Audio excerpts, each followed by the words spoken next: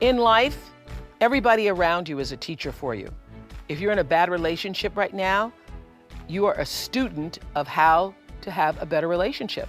If you're in a bad situation with your boss, that is a teaching situation for you to learn how to get yourself a better boss.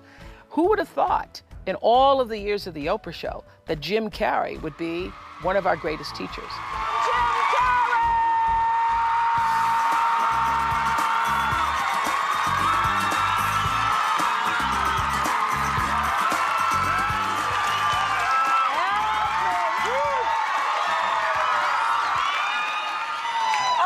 Okay.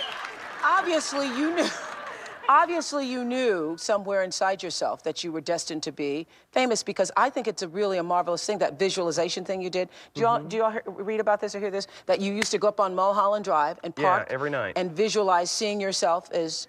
Yeah, I would visualize, This is when you were broke and poor. You know, right, having directors interested in me and people that I respected saying, you know, I like your work, or whatever that is, and I would visualize things coming to me that I wanted or whatever. This was in like 1987, 85? Yeah. And I had nothing at that time, so it was like, but it just made me feel better. It made me, at that time, all it really was for me was kind of making me feel better. I would drive home and think, well, I do have these things, and they're out there. I just don't have a hold of them yet, but they're out there. Okay, so you would get this from what, self-help books or whatever? Yeah, self-help section. Self-help section. They've renamed it the Jim Carrey wing.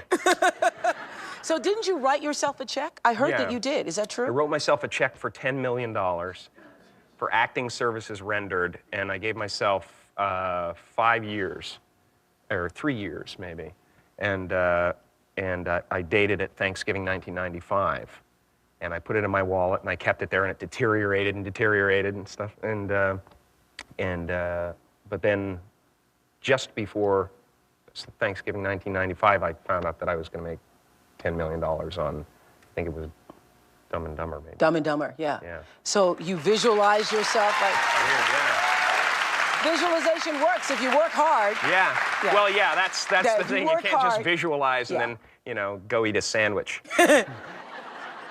I love that. That was such a powerful moment for me, because I was not a person who did visualization or thought about my belief system in such a practical way.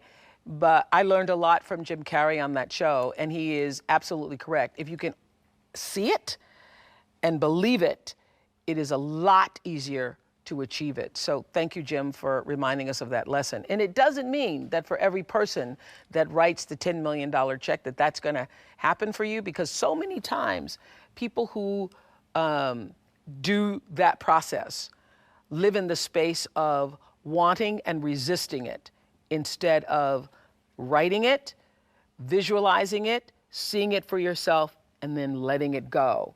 Letting it go, but moving in the direction of working toward it.